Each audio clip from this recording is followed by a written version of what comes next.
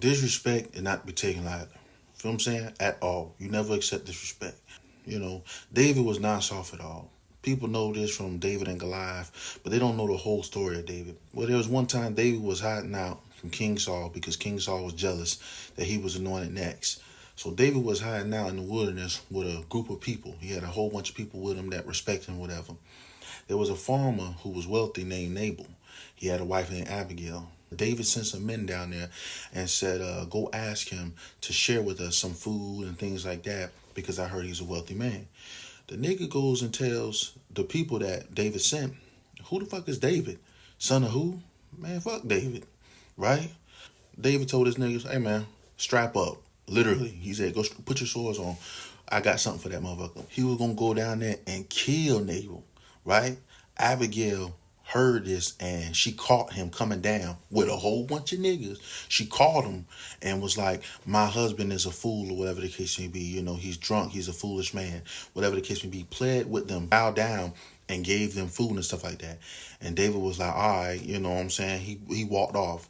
Now, a couple days later, Nabal passed away. You know what I'm saying? Nabal passed away. His heart stopped, right? But he had greeted David with contempt, you know, for no reason. You know what I mean? He was talking crazy, mad greasy.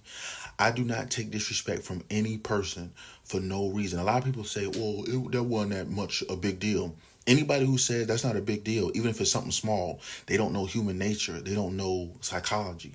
That's why people like me, is very few people that's like that, which is like, they don't take no disrespect.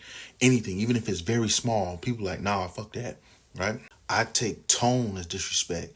Anything that you can think of, I take it as disrespect because I don't do people like that.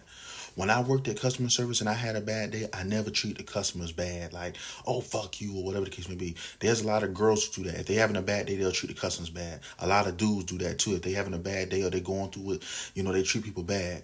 And people say, well, you know, they have an excuse. No, they don't have an excuse. Because let me tell you how I stopped thinking like that. When a person respects somebody, even if they're having a bad day, they will warn them. Well, I'm having a bad day right now. You know what I mean? I'm an off day.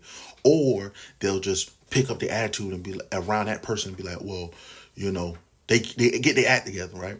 So when a person disrespects you, that means they don't respect you. They don't see you as a person to respect. They feel like they could treat you any kind of fucking way, whether it's a family member, a friend, a girl at the goddamn cash register, a nigga. If I hear disrespect, I will give you the same energy. You know what I'm saying? I'm like, David, you know, you get knocked off for disrespect. Like some people say like, oh, well, in the hood or whatever the case may be, you know, that's just how they is. That's just how they is. I don't take that excuse because when they get around the boss or they get around certain establishments, they straighten their act together. They know how to say yes, ma'am, and yes, sir, or they know how to act a certain way, right? So to me, when a black person disrespect me, I see that almost as you are now an enemy. Like I feel like you can die off of that because you're treating me like that because I'm a black man, right? You feel like, oh, well, you ain't nothing. Like, black people treat each other bad. So that's why I feel like I really knock you off, right? Over something. If I could and I can get away with it, I would do that. You feel what I'm saying? Women too, you know, women that treat you bad or treat you in a certain way because they feel like, oh, you ain't nothing to like, you know what I'm saying? Because they wouldn't treat a white person like that or a person that they respect, like their grandmother or uncle like that. So for me, I feel like you could get knocked off because I wouldn't do you like that. You know what I'm saying? If you my age or older or even younger, I would not just treat nobody bad for no reason.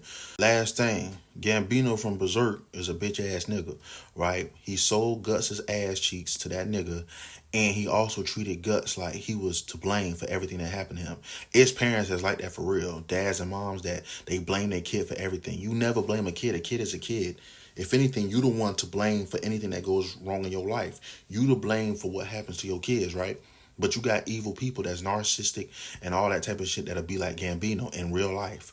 Also, speaking of being fathers and stuff, I don't understand the mindset of fathers that have kids with multiple women and like they leave. They just leave or they stop messing with the first baby mama, right? They'll be good with this family, but they'll treat that family bad, right? They'll act like that son and daughter don't matter. I want to know your mindset behind that.